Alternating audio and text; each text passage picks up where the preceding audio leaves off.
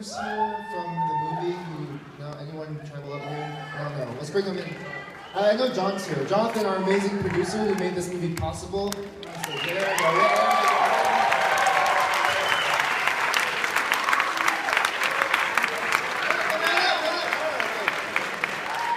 Okay, so I'll open the floor to questions. I'll repeat the questions and they'll pass the microphone along to whomever it applies to.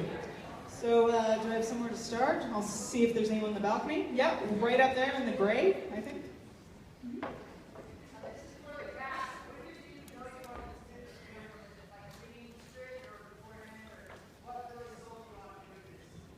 So to the cast, what sold you on doing this? Was it reading the script? What point were you into doing this? Yeah, I was a fan of the Daniels' work, and I remember seeing their stuff for the first time, and literally thought, whatever juice they're drinking, I want some. And I knew they were at the Sundance Lab, and I still have in my email a draft, probably written very late at night, drinking red wine alone in a hotel room in Switzerland. We should look into these guys, the Daniels at the Sundance Lab, and I never sent it. And like probably 7 to 10 days later, I got their script in my email, coincidentally. So I kind of knew there was something up.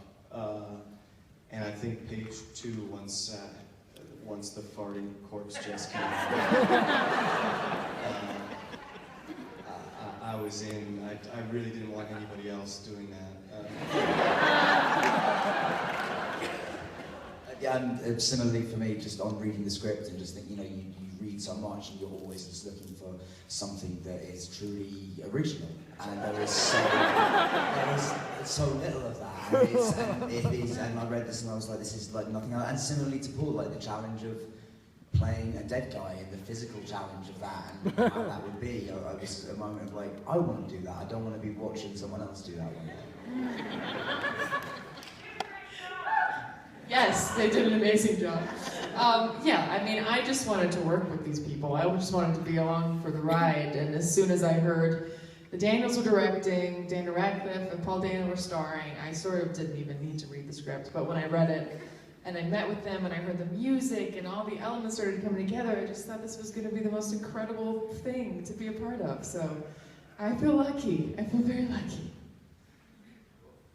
Okay, great. Yes, right down there.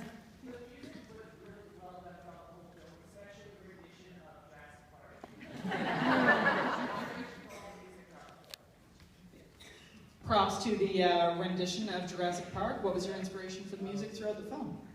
I mean, we're music video directors. That's where we started, and I think music's been a really big part of how we conceptualize and figure out tone and figure out like what is interesting and what's like a narrative worth pursuing. So like we knew music was going to be really important from the very beginning, and we also knew that we wanted to do something different with music.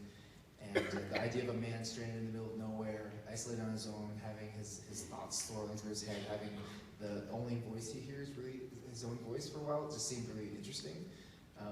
And so we just were like, let's take that idea.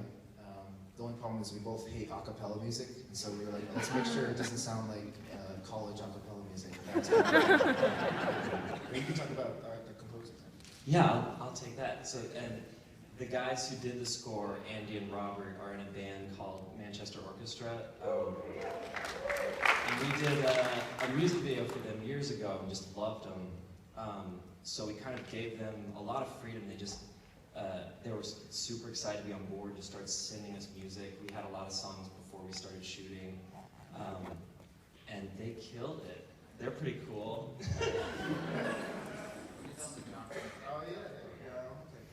So I got a really clinical email one day from John Williams' assistant, and it's like, given these syncs at this time, and this, and this, and this, we grant you permission to use Jurassic Park in your movie.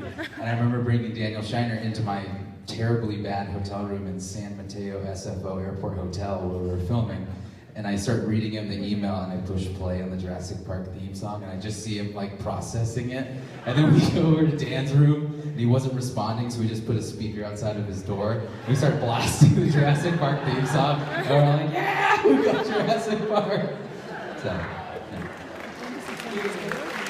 Yes, just right down there in the right.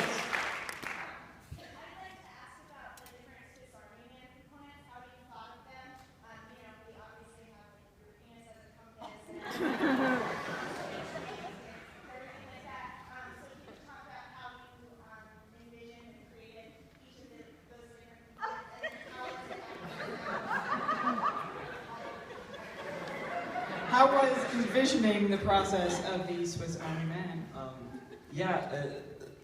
When we do music videos and short films, a lot of times we're just coming up with crazy images, and we try not to be judgmental of them. We'll be like, okay, that was funny, we'll write that down. So we had this idea of a superpowered farting corpse, and then we're like, what other powers? And there's so many that aren't in the movie. Like he was going to have extending hair and like a hole in the back of his head that you could use as binoculars. You squeeze his eyeballs. And it kind of came down to like trying to craft a narrative where like beat by beat, like why does he need this power? Like which power is going to be actually satisfying, so you're not like, hopefully you're not, an hour into the movie like I don't care, So that was kind of the litmus test. Like, can we make it work for the story? Dano, do you want to talk about the process of performing all of that? So, I mean, like a huge amount of the credit for all that goes with like Jason Hamer, who was our special effects makeup designer, who designed lots of like amazing things, like the water rig when I'm like being used as a tap or a shower. Then like that was the crying stuff, obviously the penis compass. Like it was all amazing and hilarious, and like I think it made every day just incredibly funny, because every day you arrived on set going, how is that going to work? How are we going to do that?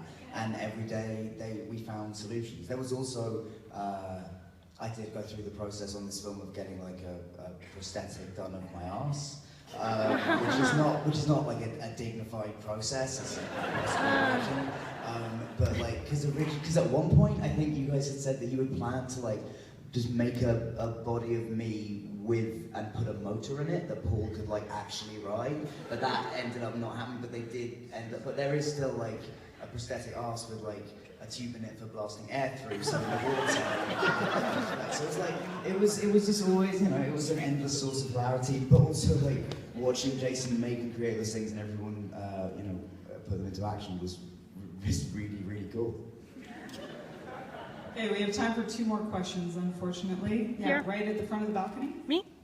Wait. So there are a lot of poignant there's a story here, right? This character development through all this hilarity, but obviously the buzz is half of the people are walking out, into the movie. What is any of you, actors, directors, producer, response to some of those reactions?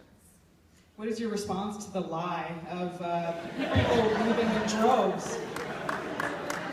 Yeah, I mean, this looks pretty full here. I mean, I can't see all of them.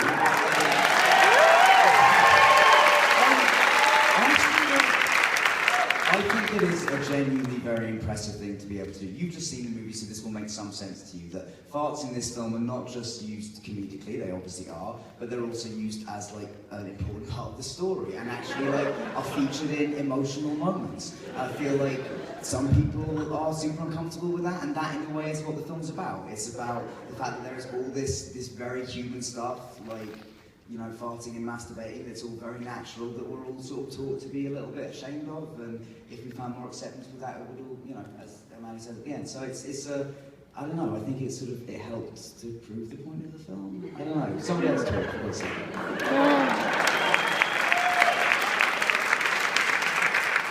I'll also say that it turned out to be something really good in our favor. Everyone's talking about it now, so like, honestly, only like 10 people left, but like if the world believes everyone left, and for some reason it's actually still good and it's about farts, like, I don't know, if I was at home reading about that, I'd be like, I need to see that movie. Up here. Congratulations for idiot journalists. Yes, in the black. There you go. Speak up. Okay. Go.